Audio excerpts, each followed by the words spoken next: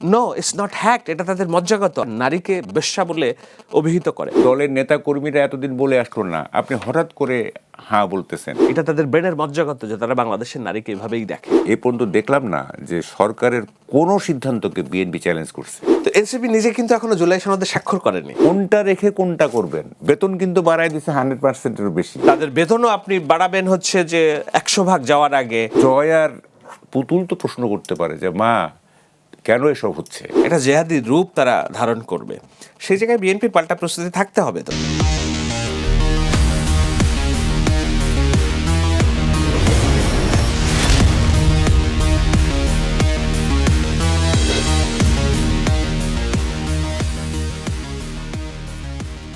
দর্শক স্বাগত কালের কণ্ঠে নিয়মিত অনুষ্ঠান কালের সংলাপে। আজ আমাদের সাথে আলোচনায় অংশ নিতে স্টুডিওতে উপস্থিত আছেন সিনিয়র সাংবাদিক মাহবুব কামাল, এবং আমাদের সঙ্গে আরও উপস্থিত আছেন সাংবাদিক ও অ্যাক্টিভিস্ট শাহেদ আলম। আপনাদের দুজনকে স্বাগত কালের কণ্ঠের স্টুডিওতে। দর্শক, যারা বিভ্রান্তিমূলক কথা বলে তারা গুপ্ত 16 বছর তাদের দেখা যায়নি, পতিত সরকারের সাথেই মিশেছিল, এমন মন্তব্য করেছেন বিএনপি চেয়ারম্যান তারেক রহমান। জবাবে জামাতের আমির বলেছেন, যারা গুপ্ত হয়ে বছরের পর বছর দেশের বাইরে ছিলেন তারাই আসল গুপ্ত। আয়নায় নিজের চেহারা দেখুন, অন্যের চেহারা দেখে লাভ নেই, এমন মন্তব্য করেছেন জামাতের আমির। এছাড়া দেশের সাম্প্রতিক রাজনীতির নানা ইস্যু নিয়ে আজ আমরা আলোচনা করব। আজকে আমাদের আলোচনার বিষয় নির্ধারিত হয়েছে রাজনীতির আয়নায় কার চেহারা কেমন।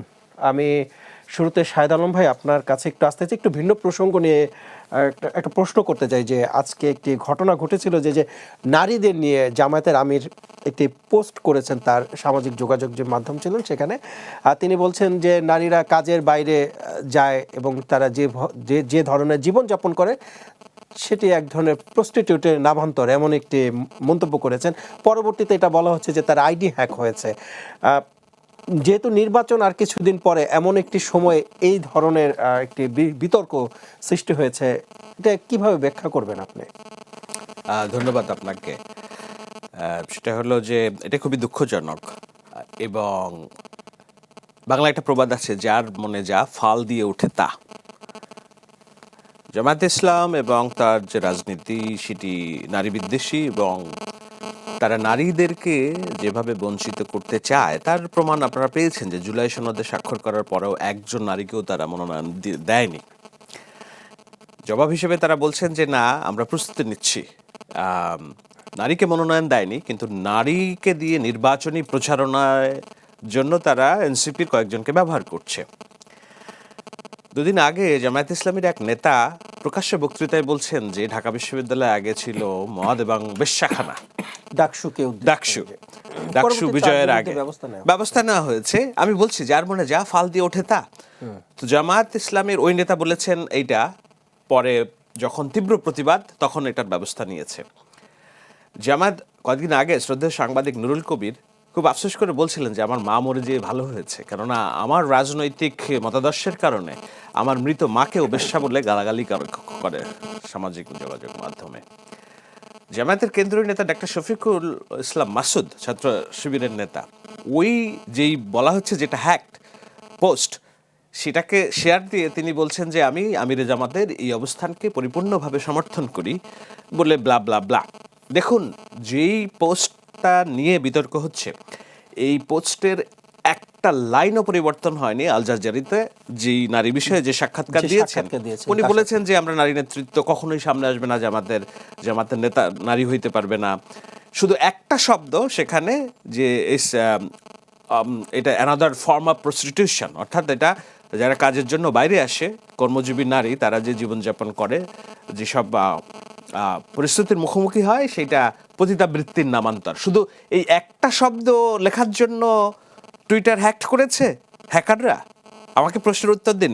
বাদ বাকি সব কথা তো উনি ইন্টারভিউতে রন রেকর্ড আল জাজিরাতে বলেছেন। আমি শেষ করি। সুতরাং তারা যে বলছে যে এটা hacked, no, it's not hacked, এটা তাদের মজ্জাগত। আমার সোশ্যাল মিডিয়া কমেন্টসে হাজার হাজার গালি যেখানে আসে, সেখানে তারা প্রত্যেকটা নারীকে বেশ্যা বলে অভিহিত করে। আমার পরিবারেওকে নিয়েও তারা কথা বলে। আচ্ছা, তাদের মতের বাইরে গেলে আপনি প্রতিবাদ করবেন, গালি দেবেন, কিন্তু নারী প্রশ্ন যেখানে আসবে সেখানে তাদের শব্দ একটা কমন, বেশ্যা। এমনকি খাদিজাতুল কুবরা জগন্নাথ বিশ্ববিদ্যালয়ের ছাত্র দলের যিনি, তার পোশাক দেখছেন, নেকাব পরে আসেন, পুরো শরীর তিনি ঢেকে সামনে আসেন, তারপরেও তাকে বেশ্যা বলে গালি দিচ্ছে ছাত্র শিবির এবং তার বট বাহিনী। এটা তিনি প্রকাশ্যে অভিযোগ করেছেন দুদিন আগে সংবাদ সম্মেলন করে। সুতরাং আমি যেটা বলতে চাচ্ছি, এই শব্দটা বেশ্যা, পতিতা, এটা নারীদের সম্পর্কে তাদের মজ্জাগত ধারণা, ইটস নট হ্যাকড অ্যাকাউন্ট। তার প্রমাণ আমি দিলাম যে এই এক্সের যে বর্ণনা তিনি লিখেছেন সেখানে একটা শব্দ আল জাজিরার চেয়ে ব্যতিক্রম না, একটা শব্দ বাড়িয়ে বলছেন। জামাত নেতার ডাকসু নিয়ে যে বক্তব্য, শফিকুল ইসলাম মাসুদ যে বলছেন আমরা এটা সমর্থন করি, এবং সোশ্যাল মিডিয়া অন্যান্য জায়গায় নারীদেরকে তারা যেভাবে পোট্রে করে, এই শব্দটা লেখে, ইটস নট হ্যাকড ওয়ার্ড, এটা তাদের ব্রেনের মজ্জাগত যে তারা বাংলাদেশের নারীকে এভাবেই দেখে। মানে নারীদের নিয়ে তাদের আসলে এত মানে এমন অবস্থান আসলে কেন? মানে নারীদের আমরা দেখেছি যে নারীদের সাথে নিয়েই তো আমরা উন্নয়ন করতে যাচ্ছিলাম, বা নারীরাও তো যে এখন যে উন্নয়ন হচ্ছে, সামাজিক জীবনযাপনে যে উন্নয়ন হচ্ছে, তার অবদান তো নারীদেরও আছে। তাহলে তাদেরকে পিছিয়ে রাখার উদ্দেশ্য আসলে কেন? এটা আমাদের যে রাজনীতি এবং জামায়াত ইসলামের যে গঠনতন্ত্র, সেখানে এটি তাদের মজ্জাগত একটা ধারণা যে নারীরা থাকবে গৃহে। এর আগেও জামাত আমির বলেছেন নারীদের কর্মঘণ্টা কমিয়ে দেওয়া হবে। নারীকে কোনোভাবেই বাংলাদেশের রাষ্ট্র পরিচালনা এবং রাষ্ট্রীয় কাজে কত কমভাবে সংশ্লিষ্ট করা যায় এবং কিভাবে তাদেরকে ধীরে ধীরে ঘরের মধ্যে প্রবেশ করানো যায়। পোশাক সম্পর্কে কি বলেছেন? পোশাক সম্পর্কে তাদের বক্তব্য হলো যে ইসলামী শক্তি ক্ষমতায় আসলে বাংলাদেশের নারীরা সময়ের সাথে পরিবর্তিত পরিস্থিতি অনুযায়ী পোশাক পরিধান করবেন, আমরা ফোর্স করব না, শব্দগুলো দেখবেন, আমরা চাপিয়ে দেব না, কিন্তু পরবর্তীতে পরিবর্তিত পরিস্থিতিতে নারীরা তাদের সিদ্ধান্ত নেবেন, এই ধরনের একটা বক্তব্য। অর্থাৎ মোরাল পুলিশিং, সামাজিক চাপ এবং গালাগালি এমন পর্যায়ে তারা নিয়ে যাবেন যে নারী বাধ্য হবে তখন তার নিজেকে পরিবর্তন করতে। একটু যোগ করতে চাই, আপনি দেখুন পৃথিবীর কোন দেশে নারীরা এইভাবে অবহেলিত হোক? তুরস্ক বলেন, ইসলামিক রাষ্ট্র, মালয়েশিয়া বলেন, আপনি কোথায় নারীরা কাজের বাইরে থাকে? তারা তাদের কাজ করছে। এমনকি পবিত্র মক্কা নগরীতে নারীদের হজ করার ব্যবস্থা আছে, ওয়ারাজ আমাদের সোসাইটি নারীদেরকে মসজিদে যেয়ে নামাজ পড়ার জন্য অনুমতি দেয় না। নারীরা তাদের কাজ করছেন, সামাজিক কাজ। তো এটা হলো যে পশ্চাৎ, অর্থাৎ পিছিয়ে নিয়ে যাওয়ার যে রাজনীতি, এটা খুব দুঃখজনক। আচ্ছা, আমি একটু যোগ করতে চাই আপনার সাথে। জামাত যখন বিএনপির সাথে জোটবদ্ধ হয়ে ক্ষমতায় ছিলেন, তখন তো বেগম খালেদা জিয়া আপনার নেতৃত্বে ছিলেন। তাহলে তার নেতৃত্বে ক্ষমতায় থাকবেন এবং এরপর আবার নারীদেরকে নিয়ে তারা ব্যতিক্রম মন্তব্য করবেন, এটা আসলে কতটুকু? এটার জন্য একটা ওয়ার্ডই যথেষ্ট, সেটা হচ্ছে মুনাফেকি। যখন আপনি রাজনৈতিক সুবিধার জন্য একটা সুবিধা নেবেন এবং সেখানে ইসলামের একরকম ব্যাখ্যা দিবেন, আর যখন আপনি রাজনৈতিক সুবিধা নেওয়ার পরে যখন আরেকটা ব্যাখ্যা দিবেন, এটা হলো মুনাফেকের রাজনীতি, অপব্যাখ্যার রাজনীতি। সেটা নিয়ে তো সবাই সোচ্চার যারা ধর্মকে বুকে লালন করেন। হেফাজতে ইসলাম তো স্পষ্ট বলেছেন যে জামাত ইসলামের রাজনীতি মুনাফেকের রাজনীতি। জমিয়ত ইসলাম এবং অন্যান্য রাজনৈতিক দল যারা আছে, এমনকি ইসলামী শাসনতন্ত্র আন্দোলন দুদিন আগেও যারা তাদের সাথে ছিল, এখন স্পষ্টভাবে বলছে যে এটা জামাত ইসলামের রাজনীতি, মুনাফেকের রাজনীতি। সুতরাং সাথী ভাইদের সাথে যারা বেঈমানি করে তারা এক্স্যাক্টলি। সো এটি খুব প্রতিষ্ঠিত একটি শব্দ যে তারা তাদের মন মতো যখন সুবিধা তখন বয়ান পরিবর্তন করে, চেঞ্জ করে, এবং করে কারা লোকে? সাংবাদিক মওদুদীর তাফসির, যেই তাফসির হচ্ছে জামায়াত ইসলামের রাজনীতির বেজ। জি, আমি আসবো আপনার কাছে আরো একবার।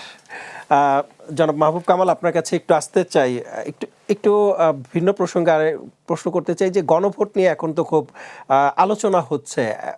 এতদিন বিএনপির যে সিনিয়র নেতৃবৃন্দ ছিল বা বিএনপির অনেক নেতারা কিন্তু গণভোটে না ভোটের পক্ষে ছিলেন, কিন্তু গতকালকে আমরা দেখেছি তারেক রহমান গণভোটে হ্যাঁ দেওয়ার জন্য তিনিও পক্ষ নিয়েছেন। তো এই বিষয়টাকে আপনি আসলে কিভাবে ব্যাখ্যা করবেন?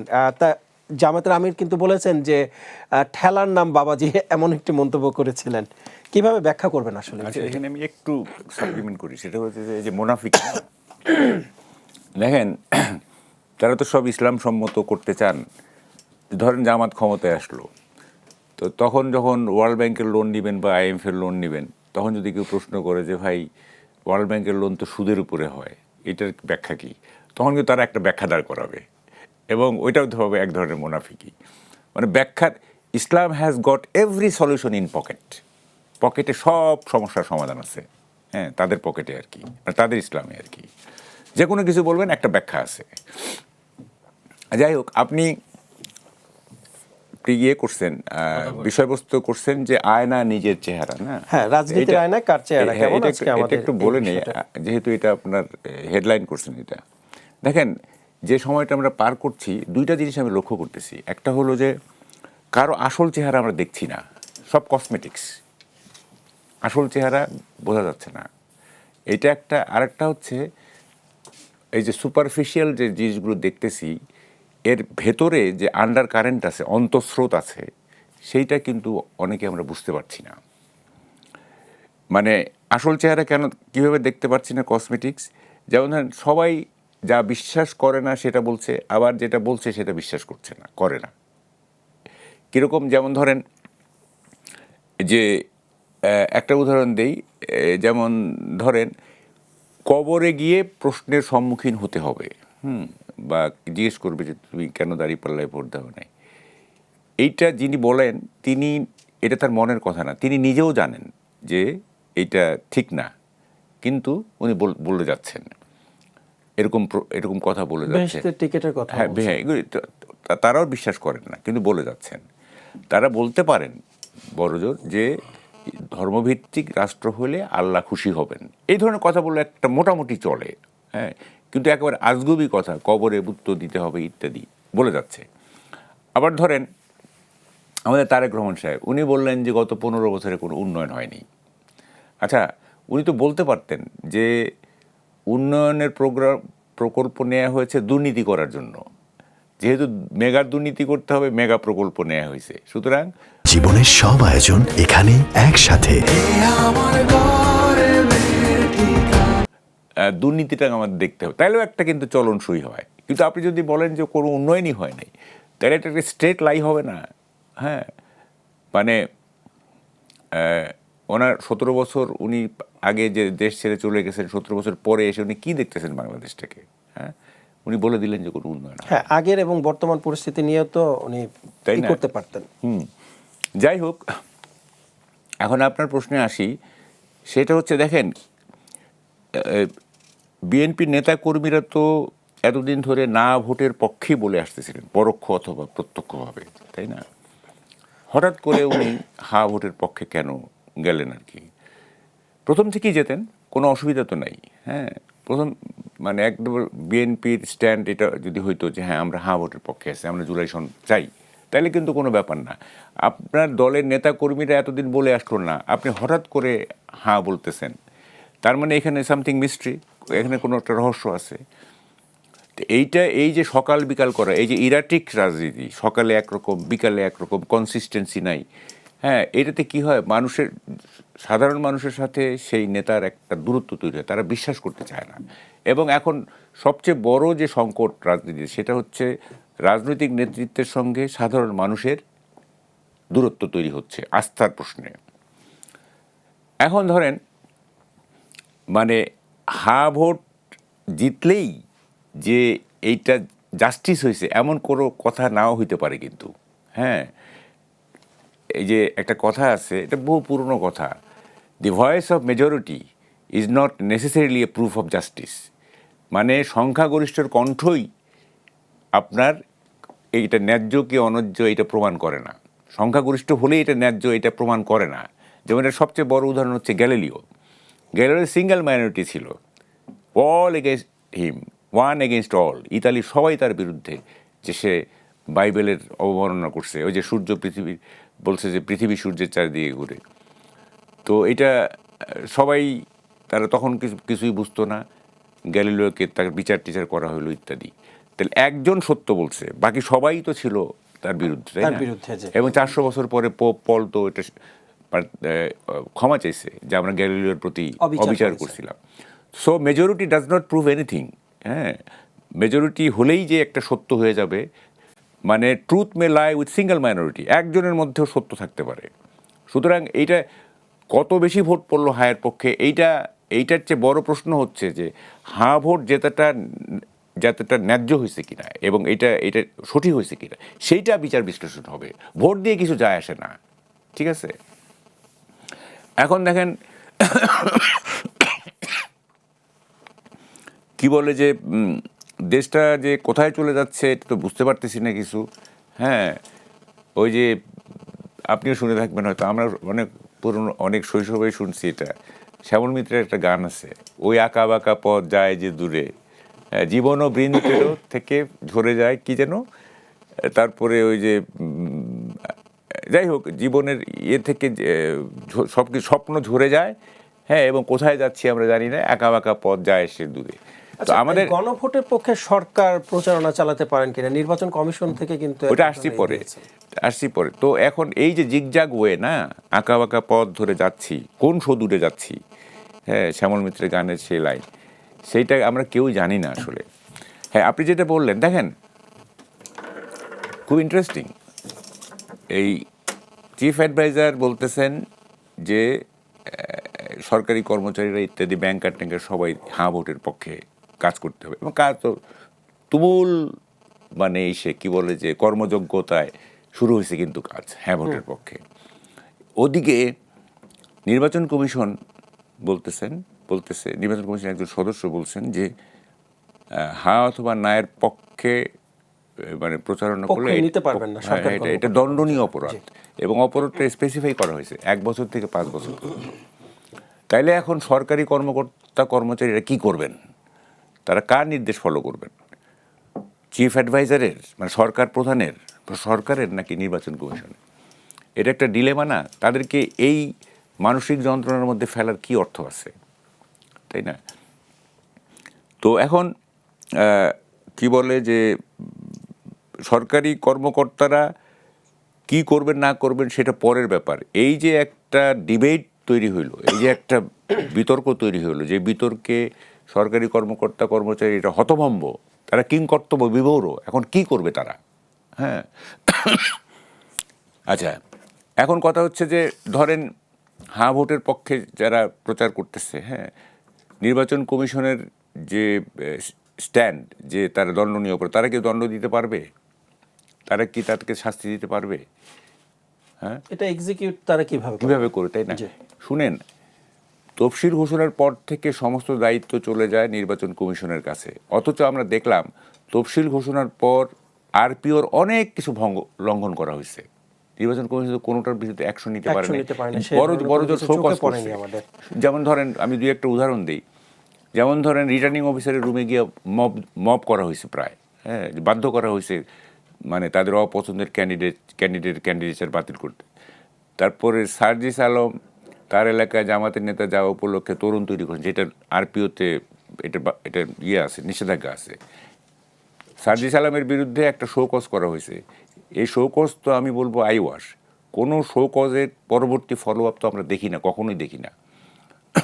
যেমন বাংলাদেশে একটা কথা চালু আছে যে তদন্ত কমিটির প্রতিবেদন মানুষ দেখতে পারে, প্রতিবেদন এখনো প্রকাশ হয়েছে কিনা বা হয় কিনা সেটি এখনো তাইলে দেখা শেরপুরের যে প্রশাসনের নির্দেশ অমান্য করে যে প্রার্থী একটা রাস্তা দিয়ে যাওয়ার প্রেক্ষিতে মারামারি হলে একজনের প্রাণ গেল, তো এটাও তো এক ধরনের মানে ওখানে তো স্বয়ংসম্পূর্ণ থাকার কথা শৃঙ্খলা বাহিনী, তারা কি সেই দায়িত্ব পালন করতে? না, শুনেন, আচ্ছা, সবচেয়ে বড় কথা হচ্ছে যে এই যে ইলিগাল আর্মস আছে, এত আমরা জানি ইলিগাল আর্মস আছে।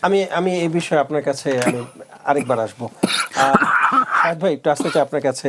না, প্রশ্ন করেন, বাট আমি শ্রদ্ধেয় মাহবুব ভাইয়ের একটা বিষয় ধরিয়ে দেই যে বিএনপি প্রথম থেকে না ভোটের ক্যাম্পেইন করে এখন কেন হ্যাঁ ভোট করছেন এই ধরনের একটি কথা বলছেন। ওনার বাদ বাকি কথার সাথে আমার দ্বিমত নাই, কিন্তু এই জায়গায় দ্বিমত। বিএনপি কোনোদিন না ভোটের জন্য ক্যাম্পেইন করে নাই।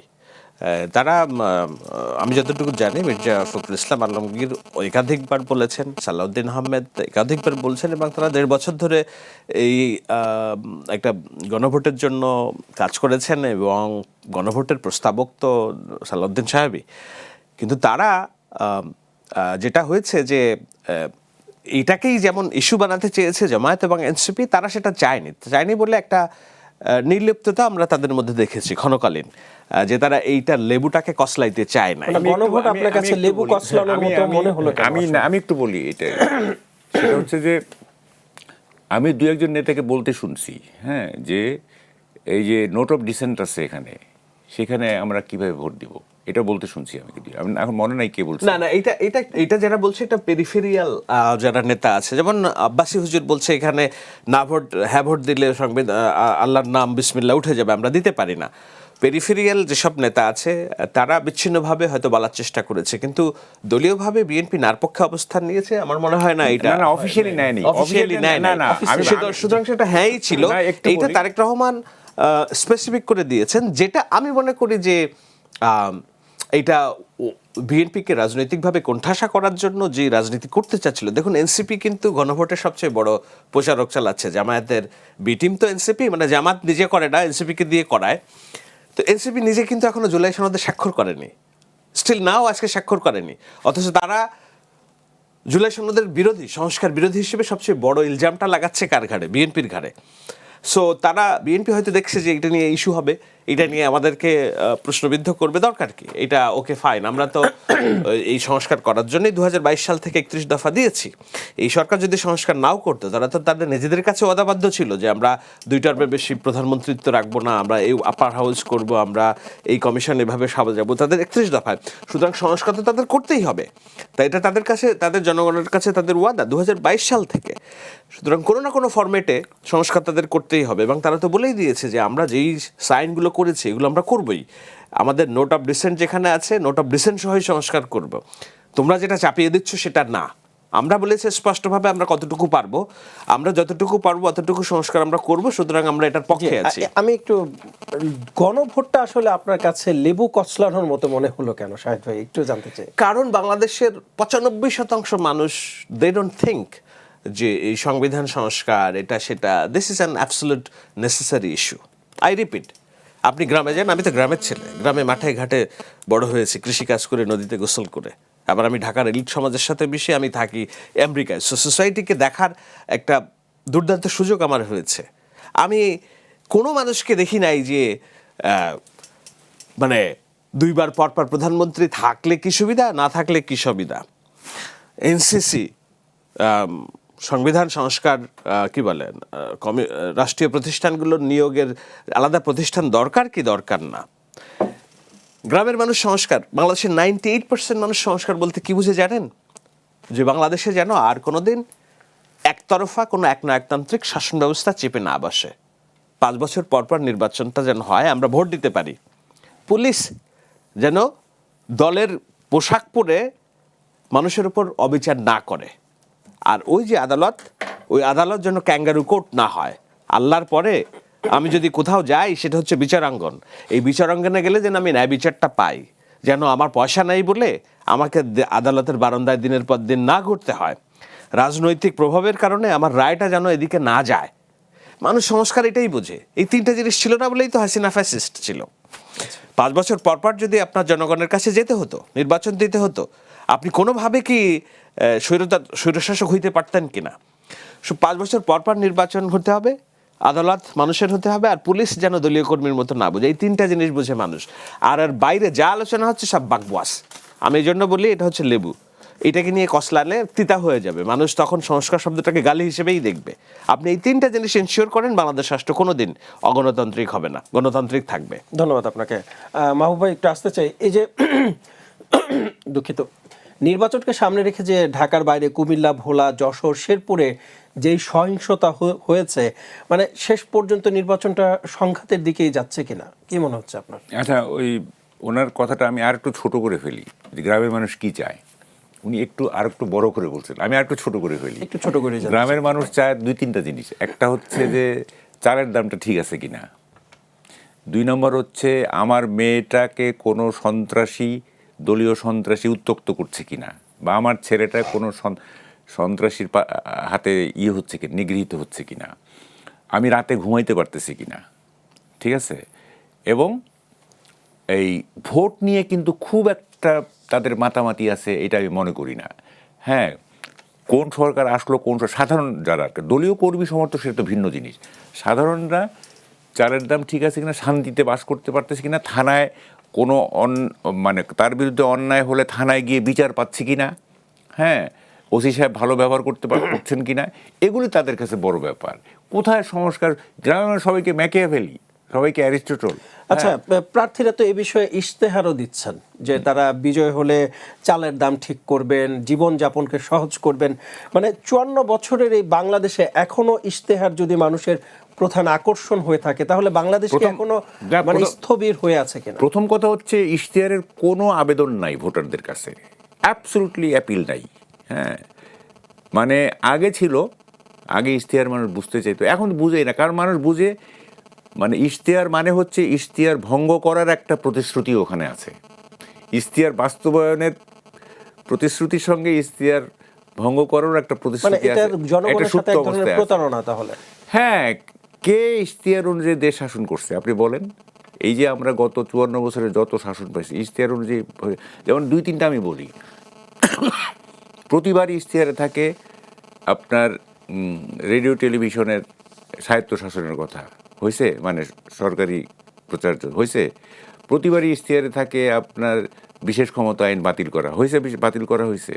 প্রতিবারই নানা রকম প্রতিশ্রুতি থাকে, এগুলো তো বাস্তবায়িত হয় না, এবং কিছু হয় হয়তো 10% হয়। হ্যাঁ, তো ফলে ইশতেহারের প্রতি মানুষের কোনো বাড়তি কোনো আগ্রহ নাই।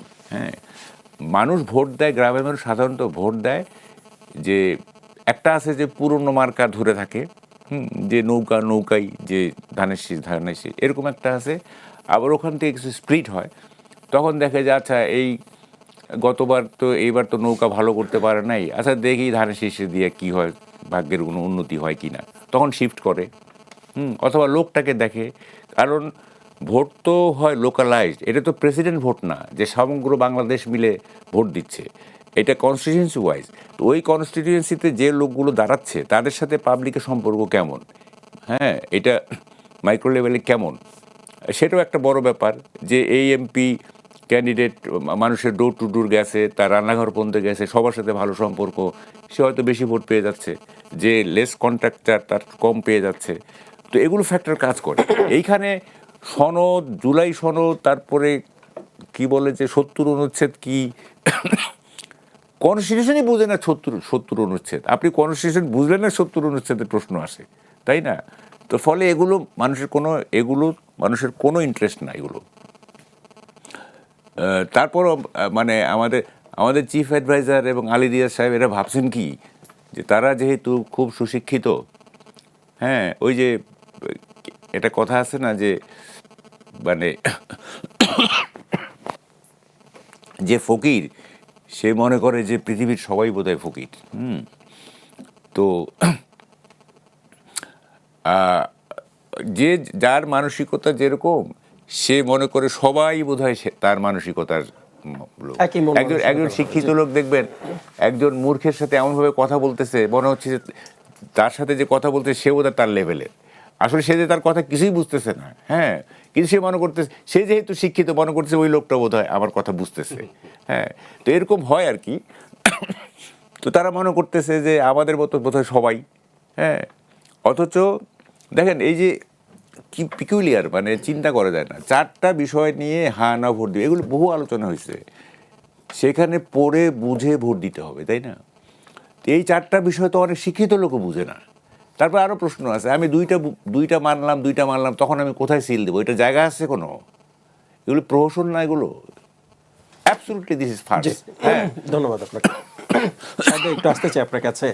54 বছরের ইতিহাসে নির্বাচন তো হয়েছে, এখন ইশতেহার যেগুলো দেয়া হচ্ছে প্রার্থীরা দিচ্ছেন, আপনি কি কখনো দেখেছেন যে নির্বাচনে জয়ের পর সে ইশতেহার ধরে ধরে কাজ করেছে কোনো প্রার্থী? না, এটা আমি দেখি নাই। প্রথম কথা, আমাদের নির্বাচন মানে আমার যে বয়স, মাহবুব ভাইরা হয়তো আরেকটু দেখেছেন, আমার বয়স যেটা, সেই বয়সে আমি ভালোভাবে নির্বাচন বুঝেছি। 2001 সালে কিছুটা বুঝেছি, 2008-এর নির্বাচনটা পুরোটাই তো আমি মাঠ থেকে কাভার করেছি, তখন আমি সাংবাদিক। আর এরপরে যে নির্বাচনগুলো হয়েছে সেই নির্বাচনগুলোর তো জবাবদিহিতা এবং অন্যান্য ভোটবিহীন রাতের নির্বাচন, সো 3টা নির্বাচন আমাদের জীবন থেকে চলে গিয়েছে যেখানে আমার পার্টিসিপেট করা দেখার সুযোগ হয়নি, আর যার কারণেই তো গণ অভ্যুত্থান। কিন্তু ইশতেহারের যে বিষয়টা বললেন সেটি মোটা দাগে এমন না যে ধরুন প্রত্যেকটা রাজনৈতিক দল একটা প্রিন্সিপালের উপর রাজনীতি করে, যাদের প্রিন্সিপাল থাকে, যাদের মতাদর্শ থাকে, সেই হিসেবে বর্তমানে এক্সিস্টিং যে রাজনৈতিক দল সেটা বিএনপি, একটা দীর্ঘ ইতিহাস আছে তাদের রাজনীতি পরিচালনা করার, সরকার পরিচালনা করার, নির্বাচন করার। তো তাদের যে প্রস্তুতি আর জামায়াত ইসলামী মানে উঠ মেয়ে তোর বিয়ে টাইপের একটা প্রস্তুতি, অর্থাৎ তারা যে রাজনীতির এই লাইমলাইটে আসবে, তাদেরকে নিয়ে আলোচনা হবে, এটি তারা ঘুণাক্ষরেও কল্পনা করেননি 1 বছর 2 বছর আগে। এখন হঠাৎ করে আসার পরে তাদেরকে অ্যাডহক বেসিসে কিছু কাজ করতে হচ্ছে। যেমন একজন হিন্দুকে যে প্রার্থী করতে হবে, এটা তো তাদের লিটারেচার বলে না, তাই না? তাদের গঠনতন্ত্রে নাই। তারপর হুকুমত দিন শব্দটা যে তাদের লোগো থেকে সরাতে হবে, এটি তো তারা একদম নতুন করে উঠে আসলো বিষয়টা। সুতরাং তাদের যে ইশতেহার, এবং আমরা দেখলাম যে পলিসি নিয়েও তারা যেই ব্যাখ্যা দিয়েছে, যেটা বিএনপির আগেই বললাম, যেহেতু দীর্ঘ রাজনৈতিক অভিজ্ঞতা, তারা 2022 সালেই তাদের 31 দফার আলোকে তারা প্ল্যান তৈরি করেছে যে কিভাবে পরবর্তীতে সরকারে গেলে তারা কাজ করবে বাংলাদেশের মানুষের ভাগ্য উন্নয়নে। জামায়াতের যেহেতু এই প্রস্তুতি ছিল না, এবং বিএনপির পলিসি নিয়ে যখন দেখা গেল যে তারা মাঠ গরম করছে, তখন তারা, আমি বলবো অ্যাডহক বেসিসে তাড়াহুড়া করেই একটা পলিসি দিয়েছে, যেটাকে আমি মস্করা করে বলেছি যে চ্যাট জিপিটিকে দিয়ে কপি পেস্ট করে কিছু নীতি বের করেছেন। এখন ইশতেহার যেটা আমরা এনসিপি দেখলাম ইশতেহার দিয়েছে মনে হয় তো কয়েকদিন আগে, 3-4 দিন হলো। এদের তো কোনো পলিসিই নাই, এদের কোনো রাজনীতিই নাই। এরা হলো যেটা মনে করার দরকার সেটা করছে সামনে, কারণ এদের কোনো প্রস্তুতিই নেই। জামাতের যতটুকু আছে এটা তাদেরও নাই। সুতরাং এই ইশতেহার মেনে ওরা সরকার পরিচালনা করবে এবং ধরে ধরে করবে, আই ডোন্ট থিংক সো। কিন্তু বিএনপির ক্ষেত্রে আমি আছে সেই ইশতেহার, অবশ্যই আমি মনে করি যে তারেক রহমান বলেছেন ফ্যামিলি কার্ড তিনি বাস্তবায়ন করবেন, তার 20,000 কিলোমিটার খাল খনন করবেন, দৈনিক 11 কিলোমিটার খাল তাহলে তাকে খনন করতে হবে, 2,74,000 গাছ তাকে রোপণ করতে হবে প্রতিদিন, যদি 50 কোটি গাছ তিনি লাগাতে চান। 25 কোটি মনে হয়, 25-30 কোটি তিনি 50 কোটির কথা বলেছেন। না, ওইটা স্লিপ আপ টাং হইতে পারে, বাট আমার মনে হয় ঠিক আছে, তাহলে সেটা 1 লাখেরও বেশি আপনার গাছ প্রতিদিন লাগাতে হবে। এত ল্যান্ড আসলে আসবে কোথা থেকে, অথবা এত টাকা কোথা থেকে যোগান তিনি পাবেন ফ্যামিলি কার্ড দেওয়ার জন্য? এই বিষয়টাও ব্যাখ্যা দিতে হবে যে তিনি বলছেন স্পষ্টভাবে যে this is not my dream. আমি ওনার বক্তব্য শুনেছি পুরোটা। উনি বলছেন যে আমি স্বপ্ন বিশ্বাস করি না, দিস ইজ মাই প্ল্যান। এখন প্ল্যান যে করে তার চকআউট থাকে, কিভাবে প্ল্যান বাস্তবায়ন করবে।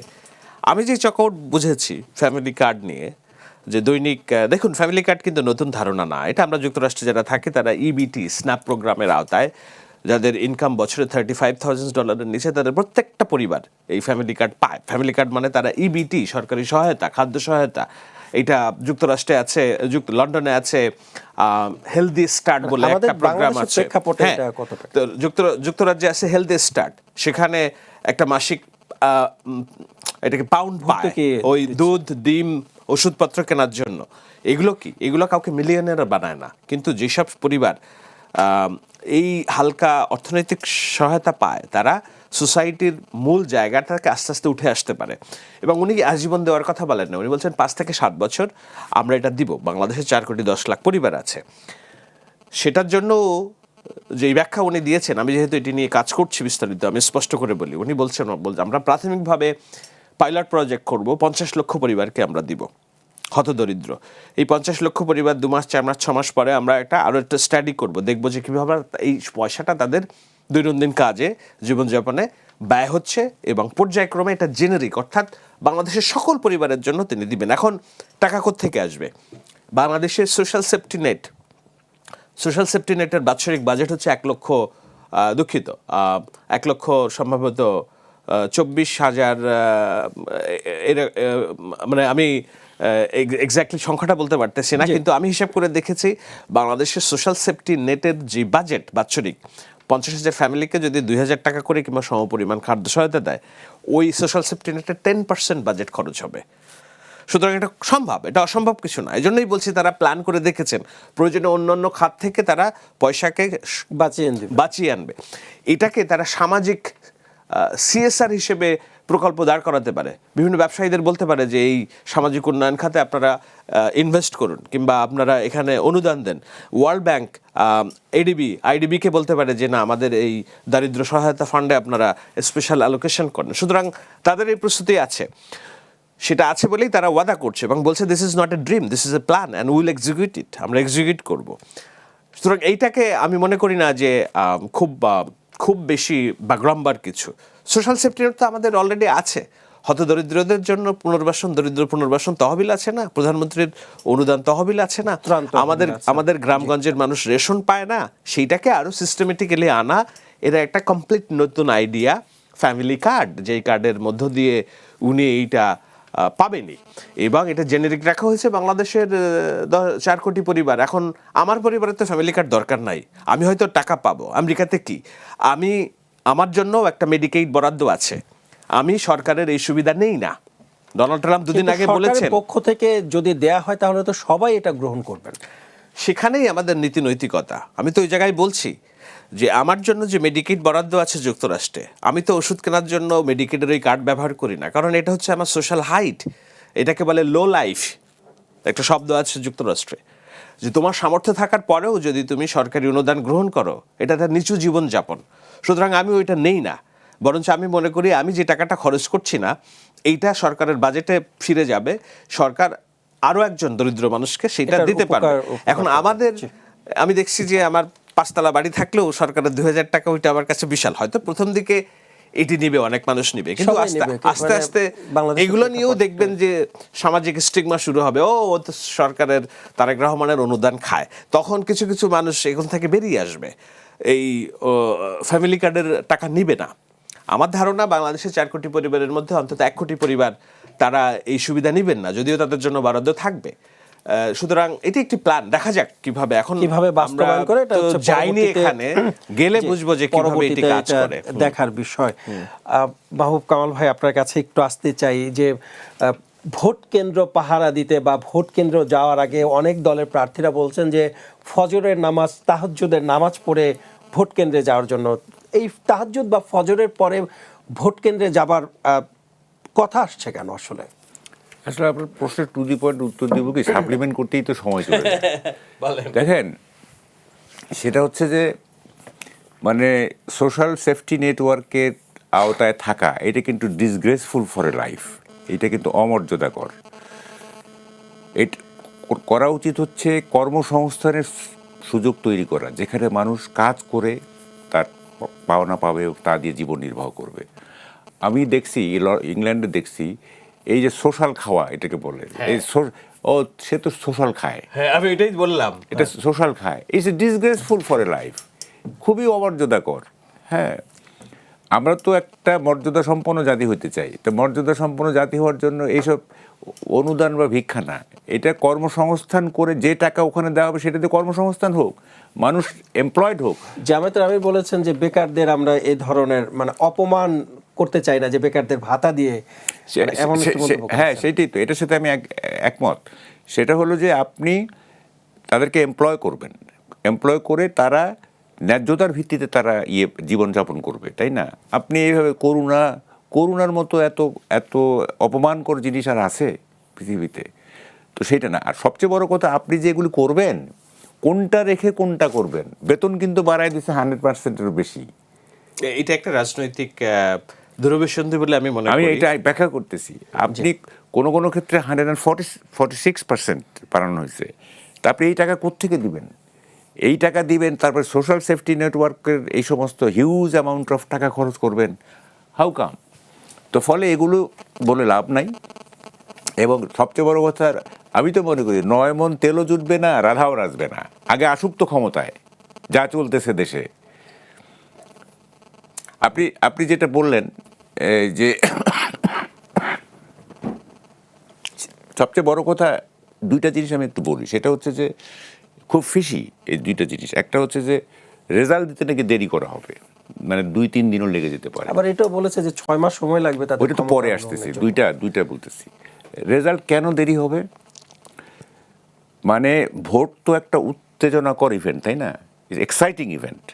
এখন মানুষ যখন ভোট দেওয়া শেষ করে ফেললো 5টার মধ্যে, তখন তো সবাই উত্তেজনার মধ্যে থাকবে, কখন রেজাল্ট হবে, সেই শিহরণ, সেই উত্তেজনা, সেই থ্রিল আপনি 3 দিন পর্যন্ত ক্যারি ফরওয়ার্ড করবেন। কি কারণে? আপনি দেবদাস পড়ছেন, আপনি দেবদাস উপন্যাস পড়ছেন? অবশ্যই। দেবদাস আপনি পড়তেছেন, পড়তে আপনি উত্তেজিত হচ্ছেন। দেবদাস যখন মারা যাচ্ছে, তখন যদি বইটা কেউ কেড়ে নিয়ে বলে এই 3 ঘন্টা পরে পড়ো, এখন কাম আছে, তখন আপনার কেমন লাগবে? হ্যাঁ, ওই উত্তেজনাকর পরিস্থিতিতে যদি বইটা কেড়ে নেয়। তো এখন এই 22শে জানুয়ারি থেকে সবাই উত্তেজিত, এই সেই ইত্যাদি, তারপরে ভোট কাস্ট হয়ে গেল, এখন আপনি বলতেছেন যে 3 দিন পরে রেজাল্ট হবে। তো এটা কি কারণে এবং কেন 3 দিন লাগবে রেজাল্ট করতে? একটা আছে যে গণভোট, এই যে 2টা নির্বাচন, কাউন্টিংয়ের ডাবল টাইম দরকার, সেক্ষেত্রে আপনি জনবল বাড়ান অথবা একটা সিস্টেম বের করেন। আপনি কেন, মানে আমরা কি দেখছি গত, মানে সব ক্ষেত্রে কি হয়েছে যে by the end of the night, ভোর হওয়ার আগেই মোটামুটি সব জানা হয়ে যায়, তারপরে একেবারে সব কিছু মধ্যরাতে হয়তো অফিসিয়ালি একটি ঘোষণা আসতে পারে, এমনটা দেখেছি আমরা অতীতে। কোন যেদিন ইলেকশন হলো সেদিন, মানে ভোট গ্রহণ শেষ হওয়ার পরে হয়তো দেখা যায় যে তার পরের দিন ফজরের মধ্যে অথবা তার আগে আপনার নির্বাচন কমিশন থেকে সেটাই তো বলতেছি পুরোপুরি জানিয়ে দেওয়া হয়েছে। মধ্যরাত, আমি বলতেছি পরের দিন সকালের মধ্যেই মোটামুটি একটা জানা যায়, তাই না? তো সেখানে যদি আপনি 3 দিন এটাকে ক্যারি ফরওয়ার্ড করেন, সেটা তো মানুষের মধ্যে সন্দেহ, একটা সবাই মনে করবে কি ইঞ্জিনিয়ারিং হওয়ার সম্ভাবনা আছে, তাই না? আপনি মিডিয়া কু করতেছেন কিনা, আপনি এই তো হয়েছে 86-এ হয় না মিডিয়া কু, তো ফলে আপনি কি করতেছেন এটা তো মানুষ বুঝতে পারবে না। সো এইটা কি কারণে আমি ঠিক জানি না। আরেকটা হচ্ছে যে পাওয়ার ট্রান্সফার তো হবে লিটারেলি 6 মাস পরে, যেটা আলিজা যেটা বলতেছেন যে প্রথমে এরা গণপরিষদের মেম্বার হিসেবে থাকবে, তারপরে সব জুলাই সনদ হয়ে যাওয়ার পরে তারপরে কি কারণে আমি জানি না বিএনপির স্ট্যান্ড কি। 3 দিন রেজাল্ট হতে 3 দিন লাগবে এবং 6 মাস পরে ক্ষমতা হস্তান্তর, এইসবের ব্যাপারে বিএনপির স্ট্যান্ড কি আমি ঠিক জানি না। হ্যাঁ, এবং বিএনপি তো কী রাজনীতি করতেছে খোদা জানে।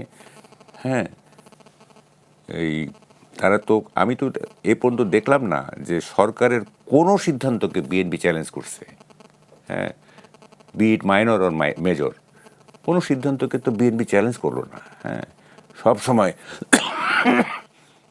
এবং যখন প্রশ্ন উঠছে যে বিএনপি কেন হ্যাঁ ভোটে করে, তখন মানে ওই যে জামাতের আমি যেটা বলছি ঠেলায় পড়ে, এটা তো ঠিকই, খেলার নাম বাবাজি হ্যাঁ, এমন ঠিকই একটি মন্তব্য করেছে এবং আনকন্ডিশনাল সাপোর্ট দিয়ে গেল 16 মাস। হ্যাঁ, কোনো সিদ্ধান্তকে চ্যালেঞ্জ করা হয় নাই। যদি কিছু বিষয় চ্যালেঞ্জ করা হতো, সরি আমার খুব কাশি, কিছু জিনিস চ্যালেঞ্জ করা হতো, কাশি এখন ঠান্ডার কারণে তারা বলতে পারছে না। তো আপনি যদি প্রশ্ন করতেন যে, তাহলে আমরা আমি শেষ করি, হ্যাঁ, please, মাননীয় চিফ অ্যাডভাইজার এই মবক্রেসি কেন হচ্ছে, এগুলি দূর করেন। হ্যাঁ, মাননীয় চিফ অ্যাডভাইজার এগুলি কেন হচ্ছে, কেউ প্রশ্ন করলো না। He was beyond all question, all controversy. আমি তো বলি এত সহজ, এত নির্বিঘ্ন, এত কমফোর্টেবল শাসন পৃথিবীর কোনো শাসক করে নাই।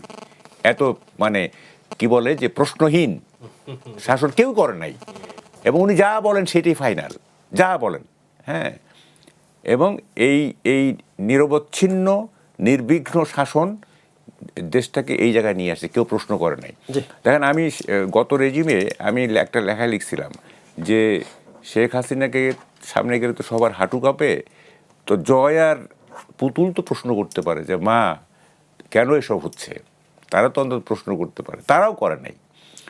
তো এই যে শাসকরা প্রশ্নহীন থাকে এবং তার সারাউন্ডিংরা সামনে গেলে হাঁটু কাঁপে, এইটা আমাদের রাজনীতির একটা বড় ডিসগ্রেস। এটা খুবই একটা দৃষ্টিকটু একটা দৃশ্য আর কি। এটা এরকম দৃষ্টিকটু আমরা কি সামনেও দেখবো কিনা, বা আপনার কাছে কি? না, এই কালচার যাবে না তো। এই কালচার শুনেন, মানে আমরা কেন কি বলে যে আমরা পরিবর্তন আশা করতেছি, আমি তো এটাই বুঝলাম না। দেখেন, আপনার নির্বাচন এবং ঈদ, এই দুটোর মধ্যে একটা সিমিলারিটি আছে। কীরকম জানেন? ঈদটা হয় কি 1 মাসের সেই মানে আকাঙ্ক্ষা, সেই ওয়েট, অপেক্ষা, এই সেই ইত্যাদি। যে ঈদের দিন আসলো, এই নামাজ পড়ে আসলাম, শ্যামাই টেমাই খেলাম, কিছু গেস্ট আসলো, দুপুর বিকালের মধ্যে সব শেষ। এটা তার কোনো ইয়ে নাই। হ্যাঁ, এই যে দীর্ঘ 1 মাসের যে অপেক্ষা, বিরাট কিছু একটা হবে ঈদের দিন, দেখা গেল কিছুই না। নির্বাচনের দিন ভোট দিবেন, ভোট দিয়ে রেজাল্ট হয়ে যাবে, দেবেন সব আগের মতো সব। হ্যাঁ, ফলে এইসব বলে লাভ নাই। হ্যাঁ, একটা একটা আমি তো বলি আমাদের যে সংকট, এই সংকটের দুইটা সলিউশন আছে। এর কোনো ইমিডিয়েট সলিউশন নাই, কোনো মিড টার্ম নাই, কোনো লং টার্মও নাই। দুটো সলিউশন আসলে দুইটা, একটা হচ্ছে ডিভাইন ইন্টারভেনশন, সেটা হচ্ছে স্বর্গ থেকে যদি কেউ নেমে এসে আমাদেরকে ঠিক করে দিয়ে যায়। এটা হবে না, এটা সেটা এটা একেবারে একটা অবাস্তব। কাল্পনিক বলুন আমার, ডিভাইন ইন্টারভেনশন হবে না। 2 নম্বর হচ্ছে এভলিউশনারি পথ, অর্থাৎ বিবর্তনমূলক। পলিটিক্যালি এইটাকে ফেস করা যাবে না, এইটাকে কোনোভাবেই ফেস করা যাবে না। এইটা বিবর্তনের মধ্য দিয়ে যদি আমরা ভালো হই কখনো ওভার দি সেঞ্চুরি, কখনো যদি ভালো হই, হ্যাঁ, পরিবর্তনের কোনো এই যে আশা নেই, উনি তো বলতে চাচ্ছেন। জি। দেশ বিদেশ ঘোরালো। জি, ধন্যবাদ এই যে আপনাকে। আমাদের অনেক জাতি আছে পৃথিবীর যারা মানে বিবর্তনের মধ্য দিয়ে সুসভ্য হয়েছে। একসময় ডাকাত ছিল, একসময় নষ্ট মানুষ ছিল, হয়েছে। আমাদের সেরকম হইতে পারে, কিন্তু আমরা রাজনীতি করে দেশটা ঠিক করব মানে এটা অসম্ভব একটা ব্যাপার। এটা আমাদের অ্যানথ্রোপোলজিক্যাল সমস্যা, নৃতাত্ত্বিক সমস্যা।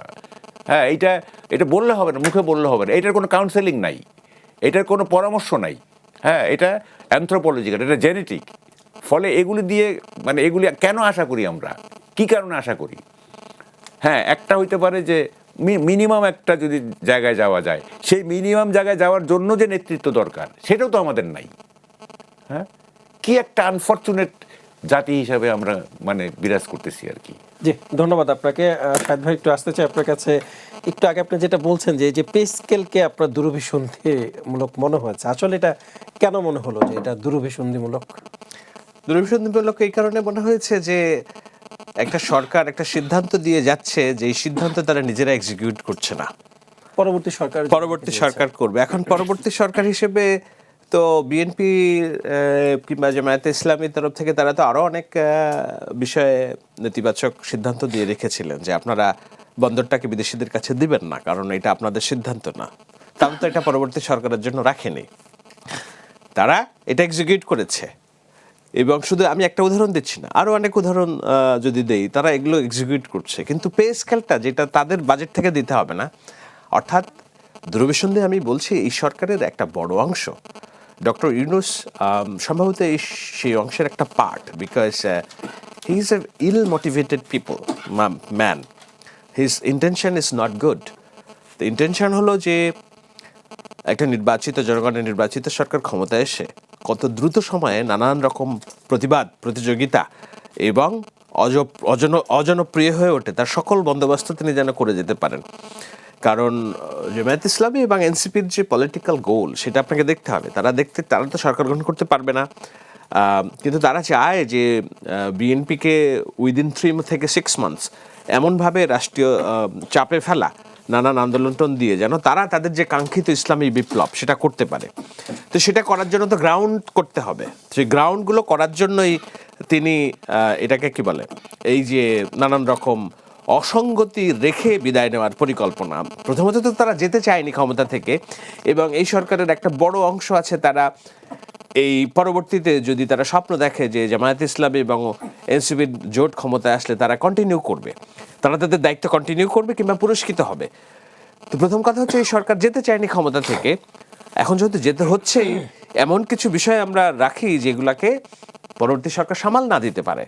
সুতরাং আপনি 100% বেতন সরকারি কর্মকর্তাদের বাড়িয়ে আপনি রাষ্ট্রের খরচকে, যেখানে আমরা প্রতিনিয়ত বলছি যে সরকারি যে হাতি সমতুল্য যে খরচ আছে, ব্যয় আছে, ঠিকই কমাতে হবে, এটাকে কার্টেল করতে হবে, করে আমাদের প্রশাসনকে গতিশীল করতে হবে, গতিশীল করে যেখানে প্রোডাক্টিভিটি বাড়ানো সেখানে প্রোডাক্টিভিটি বাড়াতে হবে। কিছুক্ষণ আগে যেটা বলছিলেন আপনার ওকে ফাইন, আমি আমেরিকাতে থাকি, আমি কোনোদিন স্বপ্ন দেখিনি আমি একটা ড্রাইভার পুষতে পারি। আমেরিকার যেসব সিনেটর আছে, যেসব কংগ্রেসম্যান আছে, তারা কোনোদিন স্বপ্ন দেখে না যে না মিনেসোটা থেকে যখন সম্মেলন থাকবে ডিসিতে যেয়ে সে একটা সরকারি গাড়ি পাবে ওখানে, কিংবা সরকারি একটা অ্যাপার্টমেন্ট পাবে। সে কি করে জানেন?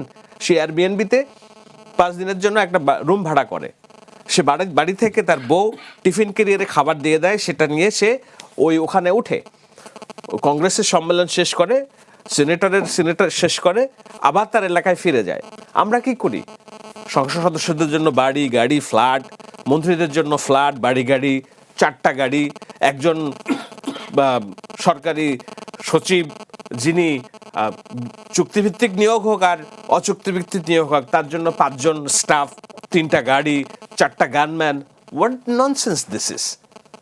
আপনি এইভাবে একটা রাষ্ট্রের মানে ব্যয় বাড়াবেন, এটাকে হাতির মতো বানাবেন, আর তাদের বেতনও আপনি বাড়াবেন হচ্ছে যে 100 ভাগ যাওয়ার আগে। এখন ওকে ফাইন, আমি এখন বলছি, এখন আপনিও বলতে পারেন তোমার বিএনপি ক্ষমতা আসলে কি এগুলো বন্ধ করবে কিনা? না, বিএনপির এই বন্ধ করার ক্ষমতা নাই।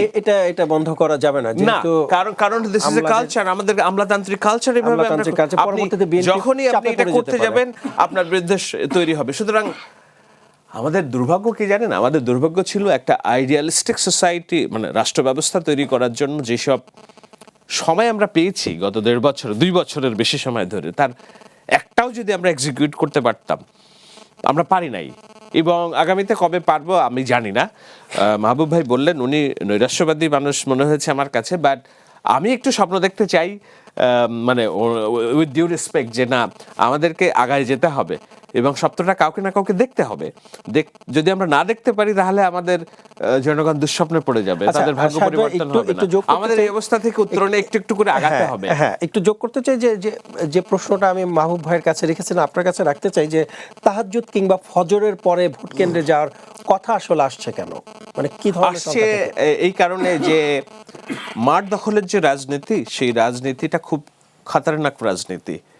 আপনি দেখছেন শেরপুরে মাঠ দখল রাখতে যে জামায়াতে ইসলামী প্রতিপক্ষকে মারধর করেছে, চেয়ার ছুড়ে মেরেছে। প্রতিপক্ষ এটার প্রতিশোধ নিতে যে বলেছে তুমি এই বাজার দিয়ে যেতে পারবো না, তোমার সাহস কত থাকে। উনি হ্যাডাম দেখাতে যে বলছে আমি এই বাজার দিয়েই যাব। প্রশাসন তার 2টা পায়ে ধরেছে যে না, যেহেতু আপনারা অপরাধ করেছেন, মাঠে ওদের বসতে দেননি, সুতরাং ওরা তেতিয়ে আছে, ওদের 2 কর্মীর চোখ গলে গিয়েছে, অসংখ্য মানুষ আহত হয়েছে, আপনারা এদিক দিয়ে যায় না, হামলার শিকার হইতে পারেন না, আমাকে এদিক দিয়ে যাইতে হবে। যেতে যেয়ে একজনের প্রাণ চলে গেল, প্রশাসন ব্যবস্থা নেয়নি। ওই জামাতের নেতা বলছেন, এমপি প্রার্থী বলছেন যে আমি জীবন গেলেও কিছু করার নাই, কেননা মাঠ দখলের যে রাজনীতি। এখন এই মাঠ দখলের রাজনীতি যখন জামায়াত ইসলামী নারায়ে তাকবীর বলে শুরু করবে, একটা জেহাদি রূপ তারা ধারণ করবে, সেই জায়গায় বিএনপির পাল্টা প্রস্তুতি থাকতে হবে তো, তাই না? তো সেই পাল্টা প্রস্তুতির অংশ হিসেবেই তারা বলছে যে, কারণ আরও একটা বিষয় যেটা হলো, এর আগের নির্বাচনগুলো আমরা কি দেখেছি, যে রাতে ভোট হয়ে যায়, পাহারা নাই, মানুষ ভোট কেন্দ্রে যেয়ে দেখে ভোট দেওয়া হয়ে গেছে।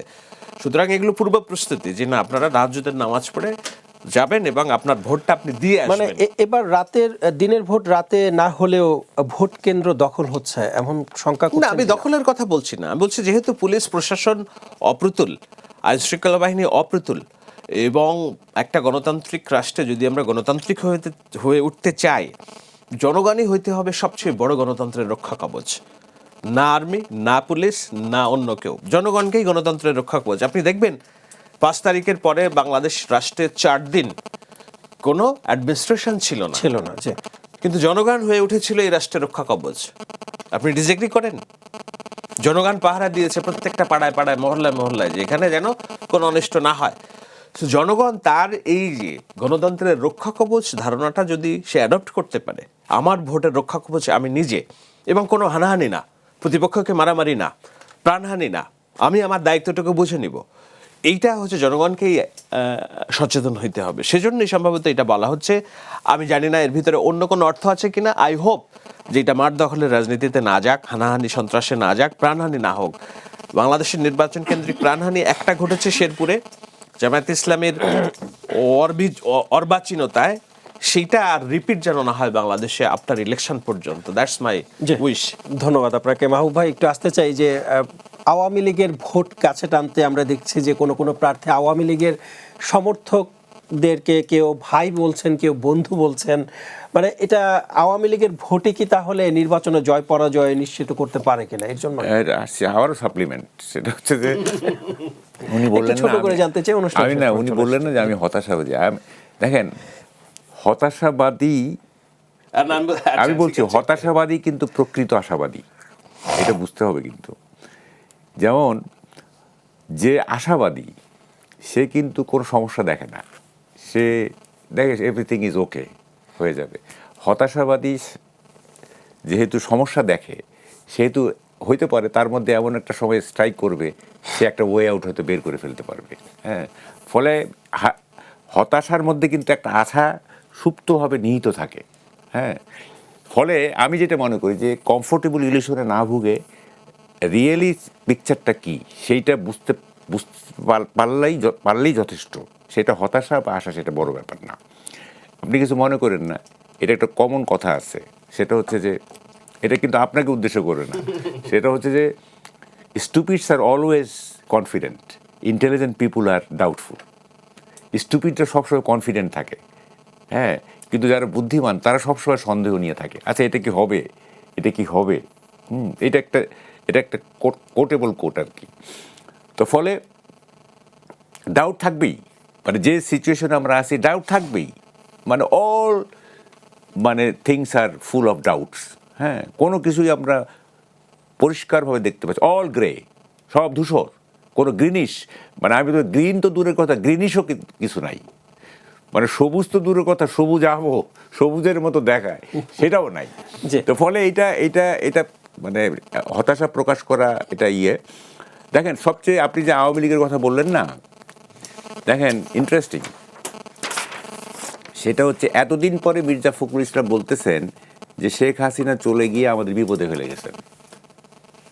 বুঝছেন, বলছেন তো এটা নাকি?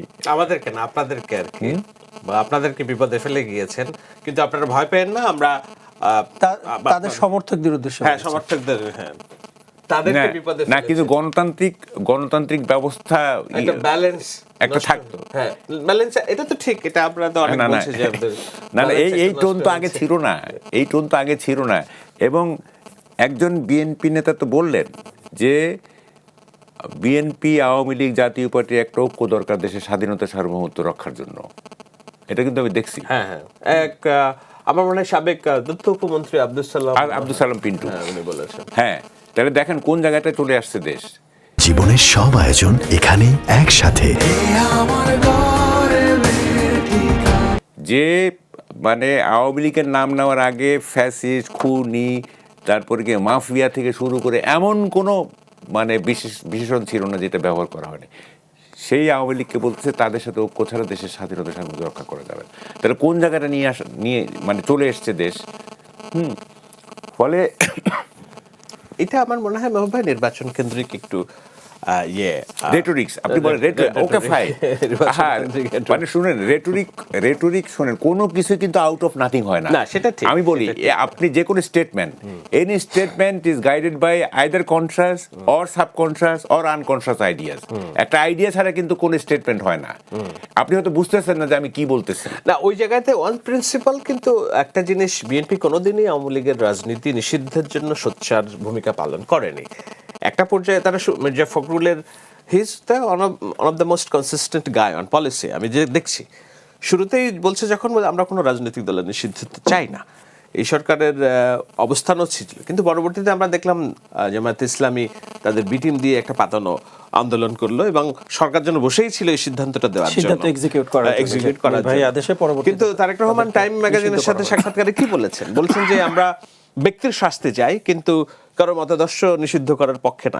This is one principal what Ziaur Rahman started after, তিনি আসার পরে অচ্যুত জামাত ইসলামীকে এবং আওয়ামী লীগ, নির্বাসিত আওয়ামী লীগকে, দোনোটা রাজনৈতিক দলকে স্পেস করে দিচ্ছে যেন বহুদলের গণতন্ত্র থাকে।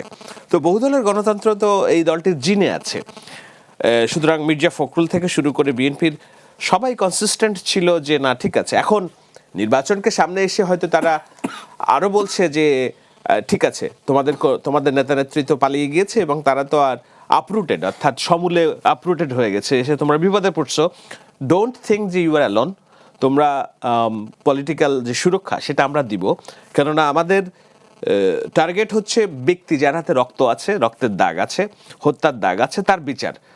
সমর্থক গোষ্ঠীর উপরে হাতে রক্ত নেই, মানে রক্তের দাগ নেই, তাদের তো আসলে অবিচার করা হয়েছে কিনা তাদের প্রতি? কিছু কিছু মানুষ তো অবিচার হয়েছে। আপনার সুনামিতে যখন হয়, ঝড় যখন হয়, তখন পাপী মানুষের ঘরও উপড়ে যায়, ওই ঘর পাশের ওই বসতির সবচেয়ে ধার্মিক মানুষটার ঘরটা উপড়ে যায়। এটা সুনামির নেচার, আপনি হবেই এটা। সো এই যে অনেক মানুষ এখন কারাগারে আছে, they should not be in jail. আমি তো অনেস্টলি বলি, সাংবাদিক আনিস আলমগীর, তার কি অপরাধ যে তাকে জেলে থাকতে হবে এখন? ফারজানা রূপা, শাকিল, এরা আমাদের একসাথে বড় হয়েছে। হ্যাঁ, সাংবাদিক রাজনৈতিক মতাদর্শগতভাবে ছিল, তাদের ভিতরে তাদের জন্য আপনি স্পষ্টভাবে কোনো হত্যা মামলার প্রমাণ করতে পেরেছেন কিনা, না হলে কেন জেল? তারেক গণ অধিকার পরিষদে লিখেছেন সাবেক ব্যারিস্টার কি যেন সুমন, যে তার অপরাধটা কি। এখন তারা একটা স্বৈরতান্ত্রিক সরকারের সমর্থক ছিল, কন্টিনিউয়াস করে গিয়েছে, কিন্তু স্পেসিফিক অপরাধ ছাড়া তাদেরকে বিনা মামলা এতদিন ধরে জেলে রাখা, এইটা দিস ইজ নট জাস্টিফাইড। কিন্তু এইটা তারা জেলে আছে বলে কেউ মুক্তি পাচ্ছে না তা তো না। ছাত্রলীগ, যুবলীগ, আওয়ামী লীগের হাজার হাজার মানুষ, 100 জন গ্রেপ্তার হলে তার 90 জন জামিন পেয়ে গেছেন এরই মধ্যে, হয়তো চুপসে আছেন, কথাবার্তা বলছেন না। সুতরাং আমি বলছি যে কিছু অনাচার হচ্ছে না তা না, হচ্ছে, কিন্তু মোটা দাগে আপনি দেখেন একটা গণ অভ্যুত্থানের পর কতজন মানুষ প্রাণহানি হয়েছে। আওয়ামী লীগের ওবায়দুল কাদের বলেছিলেন 5 লক্ষ মানুষ মারা যাবে, সেখানে তো 1400 যে হিসাব, আমি তো মনে করি এই 1400-এর মধ্যে অন্তত 400 আবার আওয়ামী লীগ কর্মী আছে, তাই না? ওই দিন তো ওই সময় যারা মারা গেছে, দুপক্ষের তো মানুষ মারা গেছে। আমার এলাকায় একটা চেয়ারম্যানের বাড়ি পোড়াই দিয়ে 4 জনকে মারা হয়েছে, ওই 4 জনই আওয়ামী লীগের। সুতরাং 1400 যে অফিসিয়াল হিসাব, এর মধ্যে 500 জন আবার আওয়ামী লীগেরও আছে। সুতরাং প্রাণহানির যে 5 লক্ষ, আর কোথায় এই সংখ্যা? নাথিং। আমার কাছে সব প্রাণের ভ্যালু সমান, কিন্তু আমি আপনাকে কম্পেয়ারটা করছি, আমি বলছি কম্পেয়ারটা করছি। সুতরাং এই যে হিন্দুদের উপর যে অবর্ণনীয় নির্যাতন নেমে আসবে বলে আমরা জানতাম, আপনি দেখেন হিন্দুরা আজকে কিভাবে রাজনৈতিক সুরক্ষা পাচ্ছে। সবচেয়ে বড় দল বিএনপি তাদেরকে বুকের মধ্যে আগলে রাখছে, এবং জামাত ইসলামী তাদের ভূমিকা পালন করছে।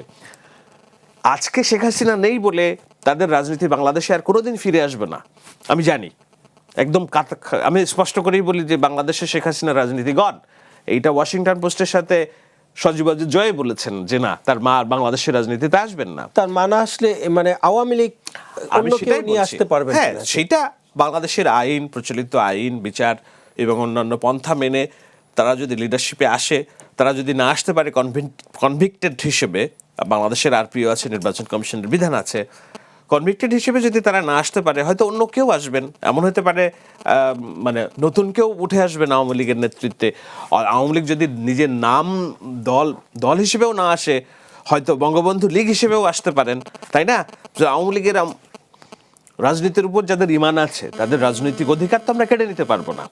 হয়তো দল হিসেবে যদি দোষী সাব্যস্ত হয়, ব্যক্তি দোষী সাব্যস্ত হয়, তারা বাইরে থাকবে, কিন্তু অন্য নামে তো তারা করবে। সুতরাং যারা করবে, যতদিন না হচ্ছে, তারা যেন এতিম না থাকে, তারা যেন পারসিকিউটেড না থাকে, সেই বার্তাটাই বিএনপি দেওয়ার চেষ্টা করছে নির্বাচনকে সামনে রেখে। কিন্তু যেটা জামাত যেটা করছে, স্পষ্ট করে বলছে, আচ্ছা তোমাদের আপা তো নাই, আমাদেরকে ভোটটা দাও, আপা আসলে আপাকে আবার দিও। মানে it's been practice from both parties. So এটাকে আলাদা করে দেখার সুযোগ নাই, নির্বাচন কেন্দ্রিক রেটরিক বলেই আমি মনে করি। জি, ধন্যবাদ আপনাকে। সর্বশেষ প্রশ্ন মাহবুব কামাল ভাই আপনার কাছে একটু রাখতে চাই। জামায়াতের আমির শফিকুর রহমান তিনি বলেছেন যে যাদের চরিত্র পাল্টায়নি তাদের দিয়ে নতুন দেশ গড়া সম্ভব নয়। জানতে চাই যে চরিত্র যদি তাদের খারাপই হয়, তাহলে তাদের সাথে তো ক্ষমতায় গিয়েছিলেন, ক্ষমতা ভোগ করেছেন, ক্ষমতার মসনদে বসেছেন। আবারও সাপ্লিমেন্ট, সেটা হলো যে একটু ছোট করে জানতে চাই, একটু বলি। এই যে বেশি লোক মারা যায় নাই অভ্যুত্থানের পরে, এইটা কোনো সন্তুষ্টির জায়গা না। আমি একটু বলছি, আমার কাছে প্রত্যেকটা জীবনের মূল্য সমান। আমি একটু বলছি যে ভয়ের সংস্কৃতি বিরাজ করছে, সেটা কিন্তু মৃত্যুর চেয়েও ভয়ঙ্কর। আপনি ডেথ টোল দিয়ে আপনি এটা বিচার করতে হবে না। যে ভয়ের সংস্কৃতির মধ্যে ছিল সবাই, বাবা, এটা সবসময় ছিল। আমি 10 বছর দেশ ছাড়া ছিলাম। হ্যাঁ, একই জিনিস, একই রিপিটেশন। আমি তো ওইটাকে ইগনোর করতেছি না, সেটাই। আর 2 নম্বর হচ্ছে সংখ্যালঘুরা তেমনভাবে আক্রান্ত হয় নাই, but what is the price? এটার মূল্য কত? আপনি হয়তো এটা জানেন না। আমি গ্রামে আপনার চেয়ে বেশি মিশেছি, মানে পার্সেন্টেজটা আমি বলবো না। এমন কোনো হিন্দু আমার এলাকা অন্তত নাই যাদের বড় অঙ্কের চাঁদা দিতে হয় নাই। ঠিক আছে, হোয়াট ইজ দ্য প্রাইস? সেটা দেখবেন তো আপনি। এক স্বর্ণ ব্যবসায়ীর কাছ থেকে 50 লাখ টাকা নেওয়া হয়েছে, আমি চিনি তাকে। ফলে মূল্যটা কি সেটা দেখতে হবে। নিরাপদে আছে, ঠিক আছে, আচ্ছা কি জানি বলতেছিলেন? বলতে চাচ্ছিলাম যে যাদের চরিত্র পাল্টায়নি তারা কিভাবে নতুন দেশ গড়বেন, এমন মন্তব্য করেছেন জামায়াত। চরিত্র পাল্টা না, এখানে আমি ওইদিকে যাব না। আমি এইটা এই যে কি বলে মার্ক টোয়েনের একটা কোটেবল কোট বলতেছি, সেটা হচ্ছে politicians and diapers should be changed at intervals and for the same reason. কত ইন্টারেস্টিং দেখেন, পলিটিশিয়ানস অ্যান্ড ডায়াপার্স, ওই যে শিশুদের পড়ায় না diapers, should be changed at interval, মাঝে মাঝে এটা পরিবর্তন করতে হবে, and for the same reason, একই কারণে। আমাদের যে এই যে বিদ্যমান যে পলিটিশিয়ানরা তারা ব্যর্থ হয়ে গেছে, দে হ্যাভ ফেইলড। এটা নতুন করে পরীক্ষা নিরীক্ষার কিছু নাই, নতুন নেতৃত্ব আসতে হবে সব দল থেকেই, আপনার বিএনপিতেও জামাতেও সব দল থেকে, নতুন আওয়ামী লীগে। যেমন না যে জয় বলতেছে না যে আমার মায়ের পলিটিক্স শেষ, সেটা নিজেই বলতেছে, তাই না? ফলে দিস ওল্ড পলিটিশিয়ানস আর তাদের নিয়ে পরীক্ষা নিরীক্ষার আর কিছু নাই, হ্যাঁ কিছু নাই, এগুলো বোঝাই হয়েছে। কিন্তু অভিজ্ঞতার তো একটি মূল্য আছে। হ্যাঁ, এটা তো অভিজ্ঞতার অবশ্যই মূল্য আছে। এখন একজন এক্সপিরিয়েন্সড লোক যদি করাপ্ট হয় আর একজন লেস এক্সপিরিয়েন্সড লোক যদি অনেস্ট হয়, তাহলে কোনটা বেছে নেবেন? মানে আমি কথার কথা বলতেছি, এক্সপেরিয়েন্স লোক যে করাপ্টেড হবে না ভবিষ্যতে, সেটা নিশ্চয়তা তো নেই। আমি তো ওইভাবে বলতেছি না যে মানে নতুন নেতৃত্ব কিরকম হয় সেটা বলতেছি না। আমি বলতেছি যে পুরনোদের নিয়ে আর এক্সপেরিমেন্ট করার সময় নাই। নতুন new leadership should take over. এই যে আপনার তারেক রহমানকে আমরা নিউ লিডার হিসেবে দেখতেছিলাম, তাই না? এখন উনিও পারতেছেন না, মানে হ্যাঁ চেষ্টা করতেছেন, হি ইজ ট্রাইং টু মানে ইন্ট্রোডিউস এ নিউ আইডিয়াস, কিন্তু আমার মনে হয় না পারতেছেন। তো ফলে নতুনদেরকে আসতে হবে। হ্যাঁ, নতুনরা যদি না আসে তাহলে এই যে পুরনো যারা আছে, আমরা আওয়ামী লীগে বলেন, বিএনপিতে বলেন, জামাত ইসলামে বলেন, সব জায়গাতেই আমরা কেন এনসিপির উপরে এত ভরসা করছিলাম, বৈষম্য বিরোধী ছাত্র আন্দোলন কেন ভরসা করছিলাম? যে এটা একটা নিউ ব্লাড, তাই না? এই জন্যই তো আমরা ভরসা করছিলাম। এবং প্রথম দিকে তো সবাই আমরা তাদের দিকে ঝুঁকছিলাম, তাই না? কিন্তু পরে তো দেখা গেল যে না, তারা হয় না। এই যে বললাম অ্যানথ্রোপোলজিক্যাল নৃতাত্ত্বিক সমস্যা, এটা দেখা দেবেই। ফলে whole thing is disappointing, badly disappointing. এখন এখান থেকে কিভাবে আবার বের হয়ে আসবো সেটা জানি না। তবে যদি নতুন কোনো নেতৃত্ব আসে, হ্যাঁ মানে এই ধ্বংসস্তূপের মধ্য থেকে যদি কোনো ফিনিক্স পাখি জেগে উঠে, সে কেজরিওয়ালের মতো যদি হঠাৎ করে কেউ বের হয়ে আসে, তাইলে না কেজরিওয়াল মানে পরে ডিসঅ্যাপয়েন্টমেন্ট না। আমি বলছি যে মুহূর্তে কেজরিওয়াল মানে উত্থিত হয়েছিল, মানে ফিনিক্স পাখির মতো যে মুহূর্তে উত্থিত হয়েছিল, সেই মুহূর্তটার কথা বলতেছি। হি couldn't carry forward, that is a different debate, exactly that is a different debate. হ্যাঁ, বাট আমাদের একটা লাগবে, তা না হলে হবে না। হ্যাঁ, এগুলো তো হবে না, দিস আর অল এক্সপেরিমেন্টেড। ওকে, এটা নিয়ে আমি যদি বলি, আমি জানি এটা নিয়ে ট্রায়াল হবে, কাটপেস্ট করবে জামাতি বাহিনী, বাট আপনি যে কেজরিওয়ালের কথা বলছেন, যে উত্থানের কথা বলছেন, আই ক্যান সি যে না, দেয়ার আর হোপ, পিপল আর আমি যেভাবে দেখছি মানুষ একটা পরিবর্তনের স্বপ্ন দেখছে, স্থিতিশীলতার স্বপ্ন দেখছে, শান্তির স্বপ্ন দেখছে, এবং সেখানে তাদের যেই বাংলাদেশের রাজনীতিতে যে জনজোয়ার আমি দেখছি, যে মোমেন্টাম আমি দেখছি, তাতে আই হোপ যে একটা পরিবর্তনের স্বপ্ন মানুষ দেখছে, এবং কাউকে না কাউকে কারোর উপরে স্বপ্নের জাল বুনছে। সেইটা আমি নাম বললে এখন এটা নিয়ে নানান রকম কথা হবে, আমি বলছি না, বাট মানুষ স্বপ্ন দেখছে বলেই আমার ধারণা। জি, ধন্যবাদ আপনাদের দুজনকে, অসংখ্য ধন্যবাদ মূল্যবান সময় দেওয়ার জন্য। দর্শক, আপনারা দেখছিলেন আমাদের নিয়মিত অনুষ্ঠান কালের সংলাপ। আজ এ পর্যন্তই। ভালো থাকুক দেশ, ভালো থাকুক দেশের মানুষের প্রত্যাশা। আল্লাহ হাফেজ।